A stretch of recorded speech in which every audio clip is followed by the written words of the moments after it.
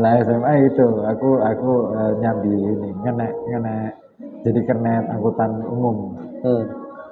Ya itu pun aku sembunyi-sembunyi. Nah, ya udah ini dimasukkan 10 juta lagi. 10 juta tahun 90-an kan besar. Jadilah aku punya deposito 20 juta.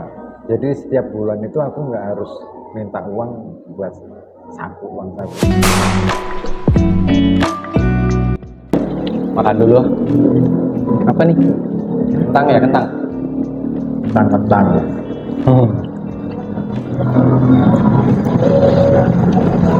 Mantep. Nongkrong sama Master Ribut.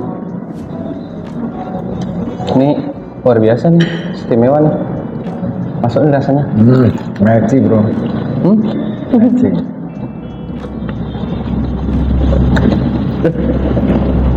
Rasanya recommended. Ngandani ya. Nggak sekedar kafe, nggak sekedar nongkrong ya. Makanannya juga bisa dimakan. Ya iyalah, malah nggak dimakan. Tapi aku sering sih, sering.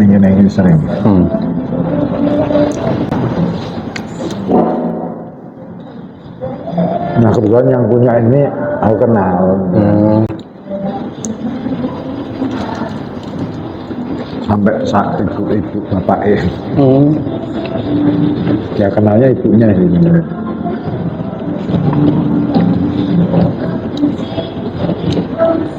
Enak loh.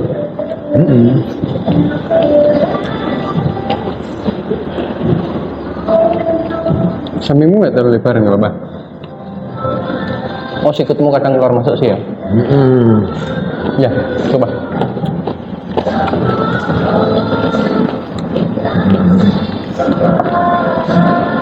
Tiga, dua, satu.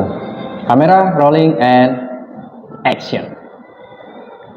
Oke, pemirsa, kita masih di sorotan lensa. Seperti biasa, saya bertemu dengan orang-orang hebat, seniman-seniman, orang-orang yang berkarya, yang punya motivasi hidup luar biasa yang bisa kita jadikan sebagai cermin atau contoh yang jelas menginspirasi. Saya nggak niru Deddy Corbuzier ya, meskipun dia lebih senior, tapi setidaknya saya jiplak. Bedanya apa ya? Ya sama aja kan, sama niru. Ya. Kita lagi di mana nih, Kang? Moksa Cafe.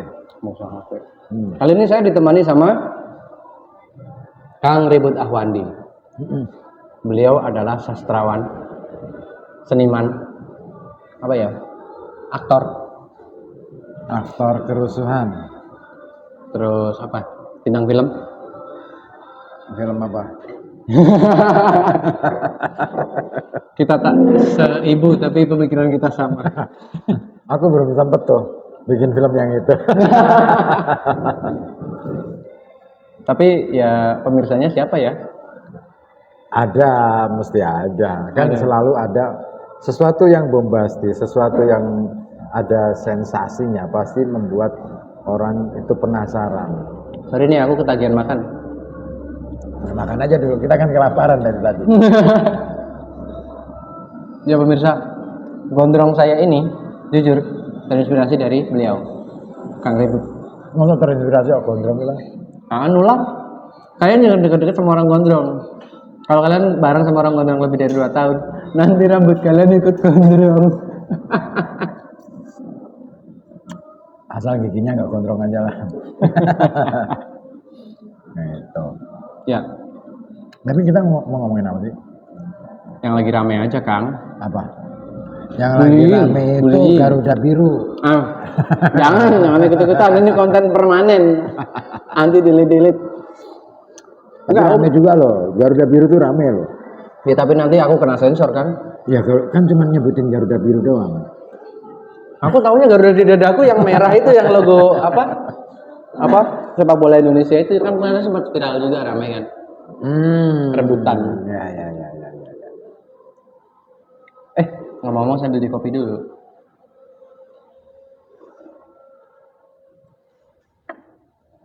Ini ada Arabica Hmm. dari Silurah. Silurah itu berarti Batang ya? Warna tunggal. Pernah ke sana? Pernah? Aku berkali-kali kalau aku ke Silura itu biasanya pas ini ada nyadran gunung itu loh. Hmm.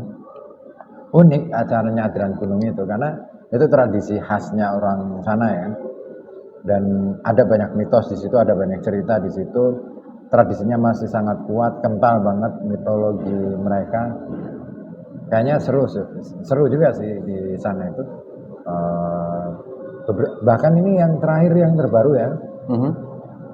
nyadran gunung itu dapat ini dana hibah dari kementerian. Hmm. Yang itu kan yang di apa namanya? Silurah itu. Ganesha gede itu di situ Betul. kan? Ganesha terbesar selama ini yang pernah ada kan? Mm. Itu kan kayak ada sebuah pertanda di situ, ada universitas gede kan itu kan istilahnya. Ya kan di situ apa ya, peninggalan masa lampaunya luar biasa. Iya. Saya pernah mampir di sana itu ada punden berundak, terus di situ ada tempat persembahyangan di era lampau. Tapi kok apa expose-nya kayak kurang ya di sana, kenapa ya? Sebenarnya sudah sangat terekspos, cuman akses menuju ke sana itu memang agak ya gampang sih ya, cuman nggak bisa dilalui dengan kendaraan besar, katakan misalkan bus yang besar, armada bus yang besar itu susah masuk di sana. Tapi aku malah seneng sih, mendingan seperti itu. Artinya kalau misalkan itu mau jadi destinasi wisata pun, itu ya memang harus selektif, nggak asal pokoknya orang berkunjung, yang penting banyak kunjungan, tapi nggak menguntungkan bagi masyarakat ya sia-sia juga.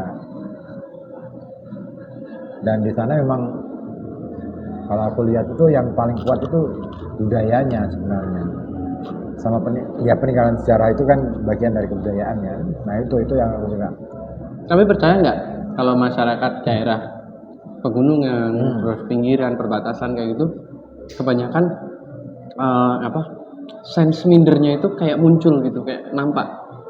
Sering nggak lihat kayak gitu? Ya, ketika kedatangan tamu dari daerah lain, katakanlah dari kota, mereka minder, emang. Itu terkait sama self esteem nggak sih? Bagaimana penghargaan diri, label kayak gitu? Iya, iya. Makanya ketika kita datang ke suatu daerah, jangan bawa-bawa cara pandang kita, seolah-olah kita memandang mereka itu sesuatu yang ketinggalan. Enggak cuman itu, kita takjub benar, cuman kan ketakjuban kita biasa-biasa aja, jangan terlalu ditonjolkan. Kadang-kala ketakjuban kita diterjemahkan oleh mereka itu sebagai sesuatu, ini orang kenapa sih, gitu loh. Karena mereka menganggap apa yang mereka lakukan itu hal yang biasa, hal yang wajar. Kadang-kadang kan ketakjuban kita itu akhirnya kalau terlalu berlebih, akhirnya menimbulkan prasangka yang buruk juga. Iya juga ya. Nah, pokoknya apa-apa yang berlebih itu nggak baik ya. Nah makanya. Nah, ada nggak sih pengaruhnya hal-hal yang berkaitan dengan psikologi, kayak misalkan ujian berlebih, tekanan berlebih dalam hal tumbuh kembang masyarakat, kayak psikologi sosial kayak gitu? Ada nggak secara empirisnya, jangka panjangnya, aksi-aksi atau interaksi dari luar yang continuous, yang bentuk pressing itu yang berdampak ke psikologi sosialnya, kulturalnya, ada nggak? Oh ya banget dong. Kan gini ya, masyarakat pedesaan itu kan sebenarnya kan masyarakat yang kadang-kala kalau lihat kota itu serba minder. Dan ketika melihat pembangunan di kota itu terlalu cepat gitu, dan perubahannya luar biasa pesat gitu. Jadi kan mereka kan ngerasa bahwa wah kok di tempat saya nggak begini ya. Nah itu pressing, itu sebenarnya mereka mengalami tekanan gitu kan. Dan ya kalau mereka cuma datang sekali 2 kali ya, tapi kalau kemudian orang desa ini datang ke kota terus kemudian tinggal untuk beberapa lama, itu akan istilahnya dia akhirnya merasa bahwa berada di under pressure banget. Nah ketika under pressure ini dia akhirnya kan berusaha untuk menyesuaikan diri dengan lingkungan setempat kan. Istilahnya masuklah dia menjadi orang kota baru. Nah, ketika menjadi orang kota baru, kadang-kala yang mereka lakukan itu justru bukannya menjadi dirinya sendiri. Nah, ketika tidak menjadi dirinya sendiri, dengan dia kan menyalin apa ya istilahnya, menyalin apa yang dia dapat dari kota, terus kemudian dia mengubah dirinya seperti yang dia lihat gitu kan tentang kota. Nah, disitulah sebenarnya dia sedang memalsukan dirinya sendiri. Berarti kehilangan jati diri ya. Iya. Terus local wisdom sama apa namanya local pride-nya terhapus begitu saja. Iya, hilang. Dan ketika kehilangan jati diri itu, nah yang paling parah adalah ketika dia mau pulang. Bingung, nggak punya arah. Nggak cuma udah hilang, asal muasalnya udah hilang. Dia udah kehilangan asal muasalnya. Terus kadang-kadang kan karena gengsi gitu kan. Karena gengsi, pandangan orang desa itu sama semua gitu kan, menganggap kota itu selalu maju. Begitu pulang kan mereka berharap bahwa dia akan ada perubahan. Nah, perubahan itu sebenarnya justru berdampak buruk juga kepada dirinya dan masyarakat sekitarnya. Artinya, kalau dia berubah, maka kemudian masyarakat semakin mengukuhkan pikiran masyarakat, cara pandang masyarakat tentang ternyata kalau di kota itu harus begini. Padahal kan nggak harus. Katakanlah dia tetap menjadi orang desa, sekalipun dia hidup di kota, pulang ke desa itu dengan gaya hidup yang sederhana, itu menurutku itu jauh lebih bernilai. Dia tidak membuat tetangga atau saudara-saudaranya di sana jadi minder. Nah, mindernya orang itu kan bisa karena banyak faktor. Jadi tekanan itu kan bisa muncul dari kultur, bisa muncul dari influencing perubahan-perubahan itu tadi, atau bahkan mungkin yang lagi rame ini kan orang lagi ngomongin soal bullying gitu ya. Yeah. Padahal sebenarnya bullying itu kan kasus yang sekarang baru kali ini. Sorry. Menurutku under pressure kultur kebudayaan jauh lebih berbahaya daripada bullying. Iya. Karena itu dilakukan secara berjamaah ya. Iya. Masif dan apa ya?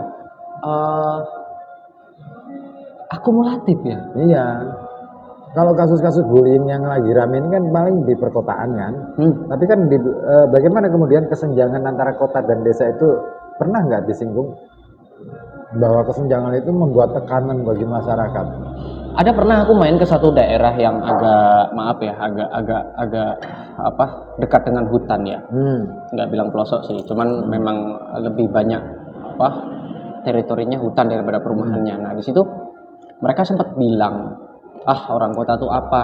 Mereka itu tanda kutip penjajah, mereka itu ekspansif, mereka itu eksploitatif kayak gitu. Konotasi buruk orang perkotaan terhadap orang daerah kehutanan kayak gitu ya, daerah-daerah dekat hutan kayak yang tinggal di sekitaran perbukitan gitu, itu kuat. Jadi banyak orang yang sudah bosan ketika ditamui oleh orang kota, karena mungkin karena superioritinya atau apa gitu kan ya.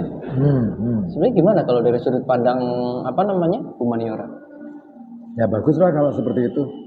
Artinya mereka sudah punya kekuatan modal secara kultural, mereka punya kekuatan itu, tinggal bagaimana dikembangkan aja menjadi hal yang positif. Artinya mereka tidak menganggap bahwa kota itu sebagai tujuan, sebagai orientasi. Nah ini yang harus ditanamkan kepada masyarakat yang ada di desa. Karena bagi saya masyarakat desa itu sebenarnya masyarakat yang kaya sebenarnya. Saya katakan seperti itu berkali-kali kalau saya datang ke desa-desa itu selalu saya katakan begitu. Kenapa? Masyarakat kota itu nggak punya apa-apa loh. Beras aja mereka beli. Ya kan? Iya. Sementara masyarakat desa mau makan ubi tinggal cabut aja kan? Nggak bayar, bahasanya kan nggak bayar. Nah itu kan. Nah, tapi kan dulu sebagian besar orang desa kan nggak yakin dengan itu. Nggak ngeh ya ke situ. Makanya beberapa kali saya ke desa itu selalu mengkampanyekan itu bahwa jadi kan jangan salah sangka, jangan berpikiran yang terlalu muluk-muluk tentang kota. Justru orang kota itu yang harusnya berterima kasih pada orang desa. Kenapa? Tanpa ada orang desa yang memelihara tanaman, yang merawat tanaman, yang ngopeni bumi gitu, dari mana mereka akan makan? Nggak ada, gitu loh. Nah, itu cara itu untuk membangkitkan kesadaran mereka sebagai orang desa, terutama anak-anak muda desa, yang hari ini kan kebanyakan dari sebagian besar mereka ini kan pada urbanisasi toh, neng daerah kota itu kan. Ya itu menjadi catatan. Dan sekarang sudah mulai, kayaknya sih mulai berubah ya, pola-pola itu sudah mulai berubah. Masyarakat desa, terutama anak-anak mudanya sudah mulai sadar bahwa enggak lah, kota terlalu besar untuk mereka gitu kan. Tapi bukan melihat besarnya, tetapi terlalu mahal untuk biaya hidupnya gitu loh. Yang sempat saya dengar dari kajian teman-teman, termasuk ente kali pernah ngomen masalah itu juga. Ini standar konversi nilai mata uang atau standar nilai Biaya harga hidup dari uang. Ya. Jadi kalau 100.000 di daerah pedesaan itu bisa untuk hidup 3 hari. Tapi kalau di perkotaan, kopi dari tempat mereka sendiri, iya kan? Sampai di perkotaan dengan segala prosesnya, kemudian orang desa itu mengikuti gaya hidup orang kota. Apa yang mereka bisa gunakan untuk 3 hari hidup itu di sini hanya digunakan hanya untuk 5 menit. Ada satu gini, pernah suatu hari aku di desa di daerah atas itu ya, ada semacam ungkapan Bameo gitu kan, dia ngomong bahwa alah kan 100.000 nek ning desa kuwi iso nggo pitung dina. Masa?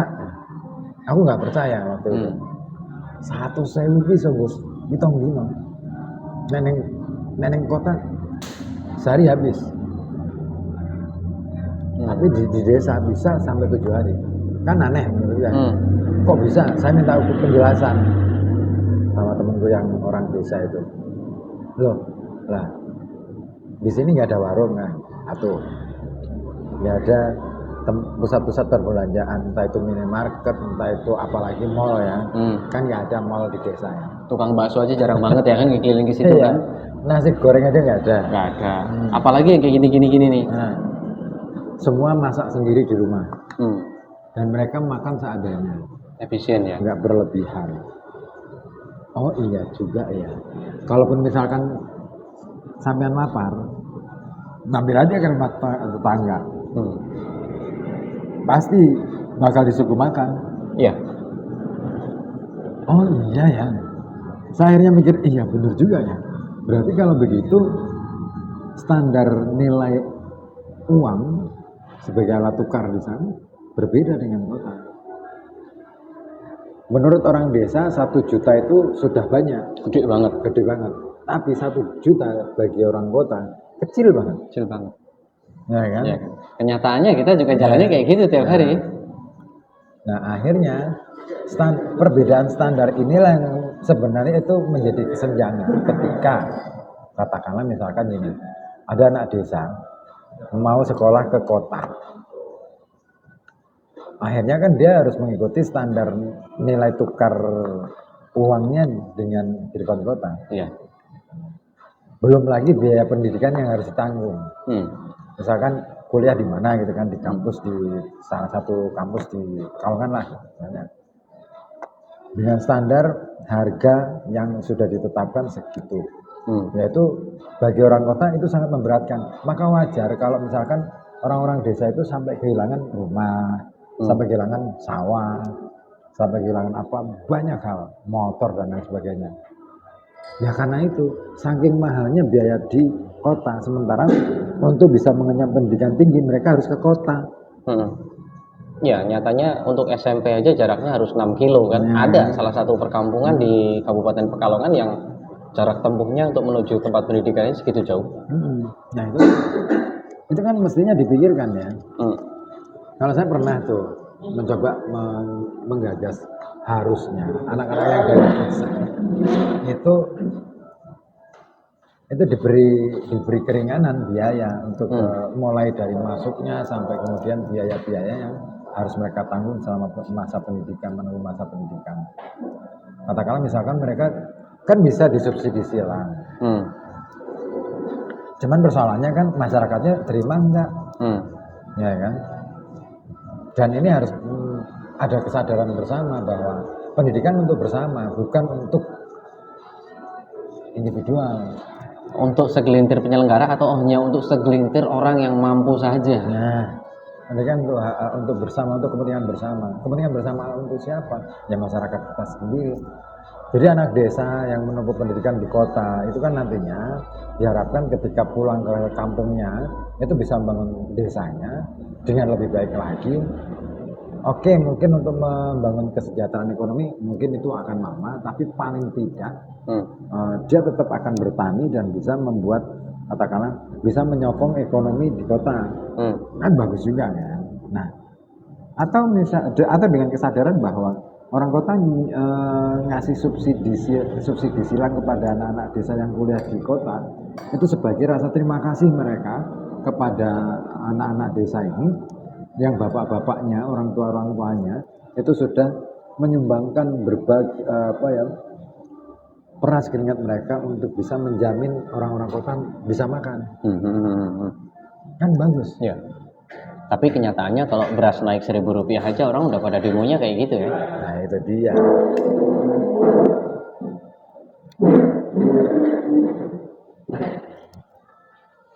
Ya karena ini masyarakat kota kan belum pernah nanggung. Oh iya, ngomong-ngomong cerita tentang pendidikan, cerita sejarah yang ribut sekolah, boleh nggak nih di-share? Apa nih? Ya pengalaman-pengalaman hidup dari mulai kecil, maksudnya kan kita lihat realitas saat ini kan ya, dibandingkan dengan realitas saat Kang Ribut dulu menjalani masa pendidikan, terus pergaulan sosial, itu gimana nih? Maksudnya kan siapa tahu kisah-kisah hidup Kang Ribut ini bisa menginspirasi teman-teman yang lain yang di rumah. Kalau aku zaman sekolah itu kayaknya bahagia aja tuh. Iya. Ini bahagia baik. Masalahnya gini loh. Zaman dulu itu yang namanya katakanlah kayak yang sekarang. Bentar. Ini kita enaknya dari sejarah dulu runtut ini. Dari mana dulu? Ya. Lahir di mana lahir? Pekalongan lah. Lahir di Pekalongan. Terus kat dulu. Noisy. Ya, lahir di Pekalongan. Tahun berapa? Duh, sebutin tahun. Iya dong. 80. Masih muda. Tahun 2024 ini masih muda. Ya, aku selalu menolak untuk tua. Iya. Tahun segitu, terus di mana tinggal?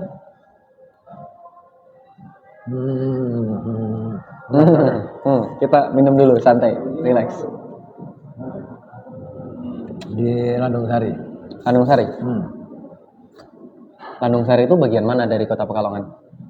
Itu kalau dari jalur Pantura ya, yang di perempatan Grogolan itu ke arah selatan itu Landung Sari. Deket ya dari situ. Betul. Hanya berapa? 500 meter. 500 meter. 500 meter. Termasuk kota dong ya? Masih kota. Dari dulu kota tuh. Nggak pernah masuk kabupaten. Iya. Suasana sosial di perkotaan waktu Kang Ribut kecil gimana sih? Masa-masa kecil dulu pergaulannya, terus juga kultur yang paling penting itu kultur. Gimana sih kultur di daerah perkotaan sampai bisa membentuk Ribut Ahwandi yang seperti ini? Karena kan mau bagaimana kita di masa depan itu tergantung masa lalunya. Bentukan kita di masa-masa kekanakan anak-anak itu kan. Kalau daerahku dulu itu masih ini ya, sekalipun sudah masuk ke wilayah kota, tapi zaman dulu itu masih nuansanya masih desa sih sebenarnya. Karena jalan yang namanya Jalan Doso Kerminoto itu, yang jalan itu statusnya provinsi itu, menghubungkan antara Pekalongan dan Batang itu luasnya nggak segitu, separohnya. Dulu jalannya masih kecil. Separohnya. Jadi setiap rumah dulu itu masih ada halaman rumah, terus masih ada tanah lapang dan itu masih ada tanah ya, dulu berupa tanah. Terus masih kita bisa nanam-nanam tuh. Di depan itu masih bisa nanam-nanam rakitan tanaman-tanaman hias atau apa gitu. Terus yang lainnya kalau malam itu dulu itu ada yang namanya kerbau. Jadi kerbau itu setiap malam jam 9 jam 10 itu digiring dari arah Kuripan itu dari selatan mau dibawa ke Blandong atau ke Pemotongan. Nah kerbau itu nggak cuma 1-2 ya, rombongan itu kerbaunya. Dan itu memang menjadi pemandangan yang asik buat anak-anak waktu itu. Kita main kejar-kejaran sama kerbau, kita nututi kerbau gitu dari belakang itu. Nah, tapi nek nggak suka ngarepe pasti kita ngumpet gitu. takut diseruduk loh. Nah, belakangan aku baru sadar bahwa dulu itu memang peternakan kerbau itu masif di masyarakat Pekalongan. Makanya yang namanya tauto, makanan khasnya Pekalongan. Dulu itu nggak pakai daging sapi, tapi pakai kerbau ya. Tapi pakai daging kerbau, termasuk gulai. Gulai itu pakai daging kerbau, nggak kambing, nggak sapi. Berarti di situ dulu ada peternakan, ada lingkungan yang menjamin pakan hijaunya itu ada ya? Ada di daerah Kuripan itu. Dulu kan Kuripan masuk ke kabupaten loh. Kuripan Lor, Kuripan Kidul itu. Nah, yang ternak kerbau itu di daerah Kuripan Kidul sama Warungasem. Di situ pusat sentralnya. Nah, setiap malam itu orang ada 2 atau 3 orang yang bawa mereka, nggak pakai truk, jalan, dituntun ya. Pakai obor itu. Wah, itu pemandangan yang mengasihkan. Jadi zaman dulu sangat membahagiakan menurutku. Ya. Kita masih bisa lari-lari, masih bisa hujan-hujanan, nggak seperti sekarang. Kalau sekarang dengan kondisi jalan yang begitu padat, nggak ada tempat buat anak-anak untuk bermain. Khususnya perkotaan ya. Aku pernah baca di koran sejarah nasional itu salah satunya ada orang yang jualan sapi itu jalan kaki berkilo-kilometer berangkat petang sampai di lokasi itu udah pagi gitu. Kayak gitu ya dulu ya. Gitu. Terus kalau ada begal, ada cegatan-cegatan polisi kayak gitu kan, dia was-was tuh kan, karena akan banyak pertanyaan gitu kan. Nah itu berarti bener ya, ada juga di sini.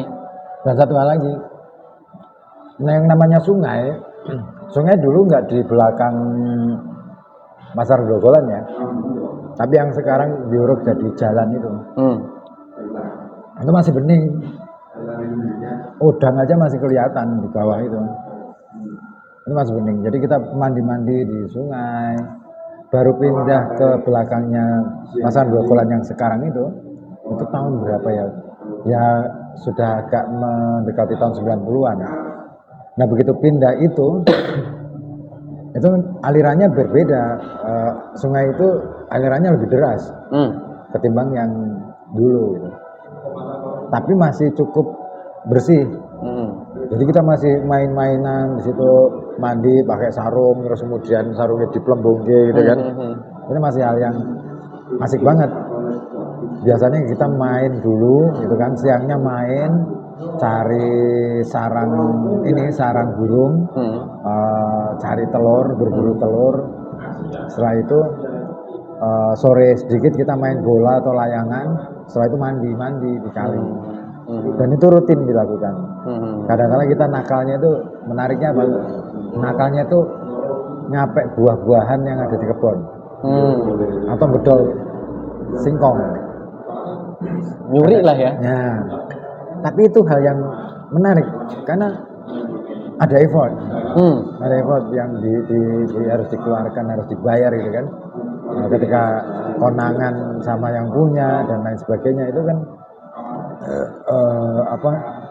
menjadi pokoknya seru lah. Nah akhirnya setelah lulus sekolah nih SD masuk ke SMP. Bentar dulu, SD itu aku pernah nggak naik kelas loh. Pernah nggak naik kelas? Karena apa? Nakal? Enggak, sakit sebenarnya. Oh, sakit. Jadi pas ujian terakhir itu, kelas 1 kan dulu pakai ulangan, kenaikan kelas itu. Tangan kananku keceklek gitu kan. Sampai di gip gitu. Gip alat tradisional zaman dulu. Nah, otomatis kan ya tetap ikut ujian, tapi aku nulis pakai tangan kiri. Dan memang akhirnya hasilnya jelek. Semua nilaiku di rapot itu nggak ada yang nilainya 7, maksimal nilai 6. Itu pun satu mata pelajaran. Yang lain 4, 5, 4, 5. Termasuk pelajaran agama sama PMP dulu. Pelajaran agamaku nilaiku berapa coba? 4. PMP 5. Parah ya. Tapi begitu aku nggak naik kelas itu, aku nggak sedih. Masuk lagi begitu kan liburan, masuk lagi kan. Aku ngerasa enjoy aja tuh. Dan aku ngerasa nggak ada yang aku pikirin, maksudnya saya ditinggal temen atau apa, enggak. Nyatanya kan masih satu sekolah juga kan. Jadi aku masih ngerasa ya itu pertemanan gitu loh. Sampai akhirnya saya dapat teman baru lagi gitu kan. Tapi aku ngerasa wah itu bukan sesuatu yang memalukan untuk diceritakan. Padahal zaman dulu kalau nggak naik kelas tuh, aduh sedihnya. Dibully kan? Ya. Kuyal enggak, aku nggak ngerasa seperti itu, biasa aja. Cuek aja. Dan ada satu pengalaman yang menarik yang aku sampai hari ini nggak pernah lupa. Jadi waktu itu apa ya, ulangan harian kayaknya, matematika, nilaiku 0. Nilaiku 0. Untuk seorang Ribut Afandi yang segini jeniusnya pernah nilai 0 pemirsa.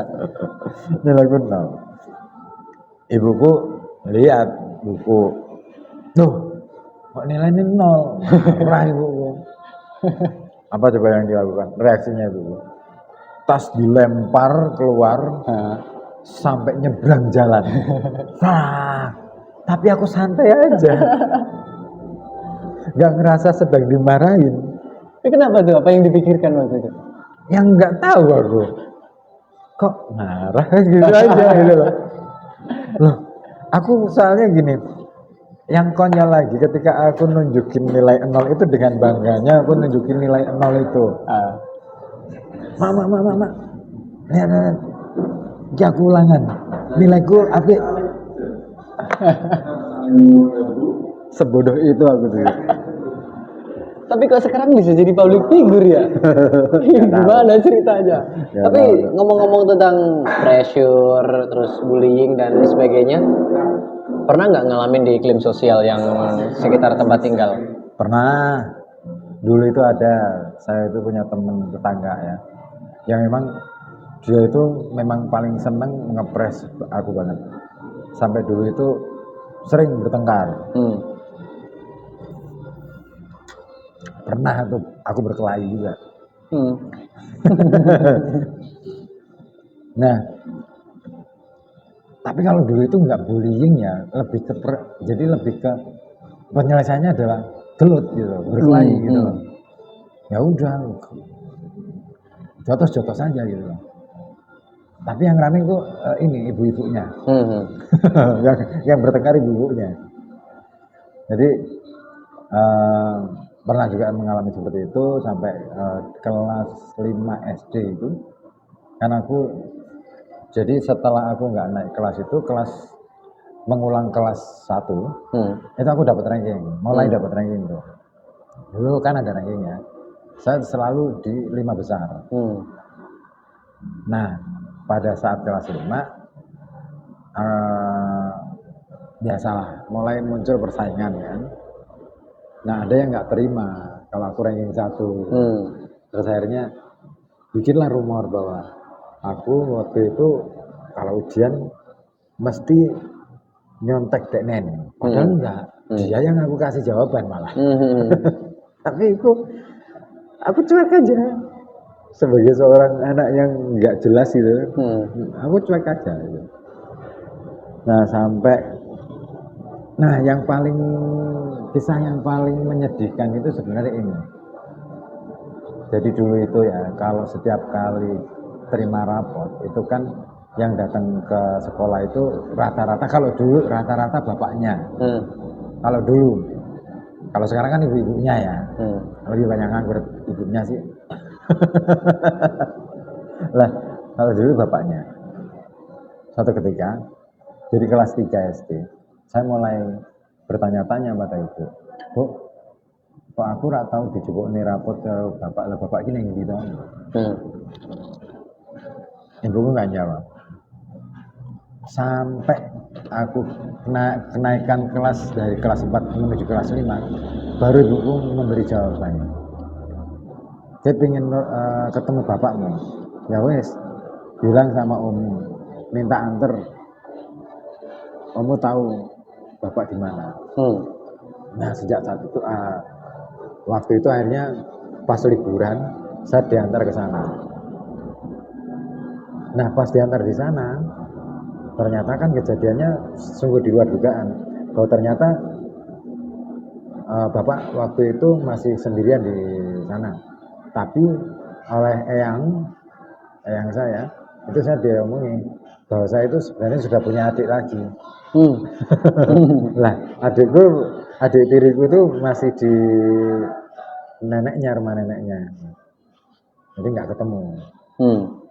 Tapi aku ya biasa baik, nggak ngerasa sedih, nggak ngerasa gimana, biasa baik. Berarti punya ibu dua nih berarti. Nah begitu selesai dari itu, terus aku menjalani hidup biasa aja, nggak terlalu banyak nuntut bahwa bapak harus pulang dan lain sebagainya, enggak. Karena emang apa ya, biasanya ibu sama bapak itu ya baik-baik saja sih, nggak ada sesuatu yang membuat mereka itu harus terpisah dalam arti statusnya, enggak. Tapi itu dan aku banyak belajar dari pengalaman ibu itu. Oh ternyata menjadi orang sabar itu luar biasa. Bahkan ibu itu nggak pernah ngajari saya untuk dendam, nggak ngajari saya untuk marah pada bapak dan siapapun itu. Dan itu pelajaran yang sangat berharga. Saya pelajari dari beliau semua. Nah, bisa jadi sehebat sekarang ini kesana kemari dipanggil orang untuk ngisi materi, untuk motivasi, untuk seminar training, itu kan pasti mengalami banyak tempaan yang tidak mudah ya. Bahkan sebuah pedang pun untuk menjadi sebuah bilah yang tajam, dia harus mengalami ribuan proses pembentukan. Pastinya ada dong sejarah yang apa ya, bahasanya menempa diri gitu. Boleh nggak diceritain pilu-pilunya, terus apa ya, keluh kesahnya, terus yang berat-berat tentang tempaan hidup di lingkungan sosial, terus di lingkungan masyarakat, sampai akhirnya bisa dapat pengakuan kayak hari ini kayak gitu. Kita penasaran nih sebenarnya. Tempaan apa ya? Karena tempaan itu ya sudah dilakoni sejak saya lahir sih ya. Karena umur 7 bulan dalam kandungan, bapak itu sudah ninggalin ibu. Jadi saya itu cuma tinggal bersama ibu saya sejak kecil. Jadi jiwanya lebih feminim dong ya, karena lebih dekat dengan ibu. Bisa jadi. Jadi lebih perasa, lebih sensitif, lebih apa? Tapi enggak juga, karena ibuku kira orang sesensitif itu. Ibuku malah keras. Kamu tahu nggak? Dulu yang namanya tetangga, kalau misalkan ibu nih ke warung, mau beli apa yang kan biasa, ada tetangga yang iba gitu kan, mau ngasih sesuatu ke saya, nggak boleh. Nggak boleh. Jangan kasih anak saya. Kalau kamu mau ngasih ke saya, tapi jangan dilihatin ke anak saya. Ya, itu menjauhkan kita dari mental meminta-minta. Tuh. Itu yang aku. Jadi aku nggak pernah ngelihat ibu menerima sesuatu ataupun aku dapat sesuatu dari orang lain. Tahu-tahu di rumah ada makanan aja kayak misalkan. Iya, tapi ibu memang nggak pernah minta dan nggak pernah apa ya istilahnya, nggak pernah berusaha untuk seperti itu, nggak pernah pengen tampil dengan tampilan yang mengenaskan, biasa aja gitu. Nah itu mungkin tempaan itu syarat alam bawah sadar saya diajarkan ke sana. Itu datang ke rumah saudara katakanlah misalkan pas jelang lebaran ataupun apa, itu tidak dalam rangka minta-minta, memang tujuannya untuk silaturahmi sudah. Nah, ini kan kemarin kita di jalan kan sempat ngobrol ya, masalah apa namanya, orang sekolah itu kan berbeda ya. Itu kalau kita expose boleh ya? Apa itu? Kan kalau tetangga kita nggak sekolah, kita sekolah gitu kan. Jadi kita beda kayak gitu. Oh ya. Nah, coba deh diceritain deh tentang itu apa namanya, proses pendidikan dan pergaulan sosialnya, terus dianggap berbeda gitu, sampai akhirnya mereka melihat sendiri di Buta Wandi yang sekarang kayak gitu gimana? Ini berawal dari sebenarnya aku tuh ya dia tidak pernah berpikir bahwa saya bisa sekolah sampai setinggi-tingginya ya. Bahkan ibu pun nggak pernah berpikir gitu. Jadi begitu lulus SD daftar sendiri, kalau dulu kan daftar sendiri ya. Aku tuh nggak pernah diantar yang namanya diantar orang tua, daftar sendiri, bayar sekolahnya sendiri. Sampai pernah nih aku pas daftar SMP itu kan aku daftar pertama ke SMP 6. Terus ada teman ngajak, besok hari lain hari aku diajak sama teman, yuk ke SMP 7 ngapain? Daftar sekolah. Yuk, aku nganter naik sepeda itu. Nah, terus temanku kan bilang, lah mbok dirimu bawa aja sekalian ijazah fotokopian, sekalian daftar sana. Oh iya wes aku akhirnya gawa ijazah fotokopian itu. Niatku ki meh daftar, harap daftar di situ. Ternyata ditolak. Ditolak, terus aku cuma mikir, waktu itu cuma mikir, oh loh aku ditolak dong di sini. Oh berarti aku ya sudah, berarti pasti diterima SMP 6. Serba sederhana cara berpikirku. Alhamdulillah diterima. Ya nemku sih lumayan tinggi lah waktu itu. Nah, dulu 4 mata pelajaran ya? Aku lupa. Kayaknya 4 mata pelajaran benar.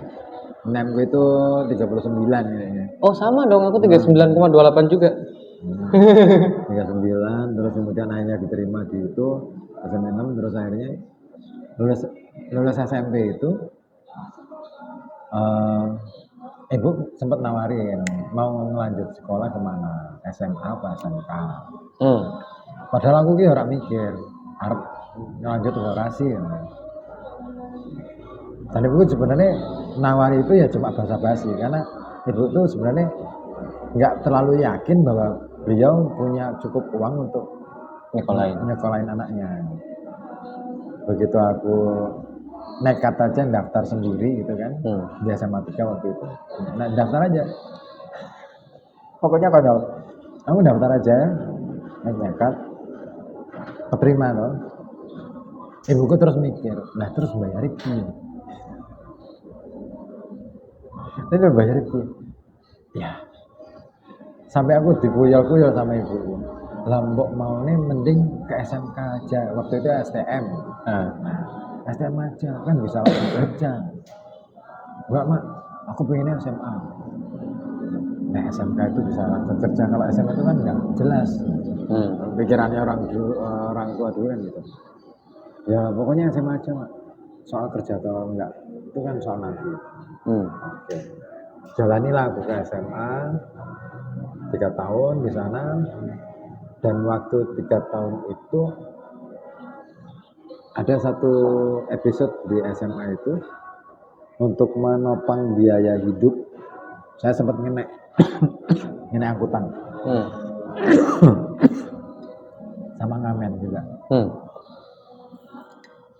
Tapi kebiasaan cari uang sendiri itu sebenarnya sudah muncul sejak kelas 3 SD. Klasik GSD itu saya punya teman namanya Kamilin namanya, dia itu tetangga.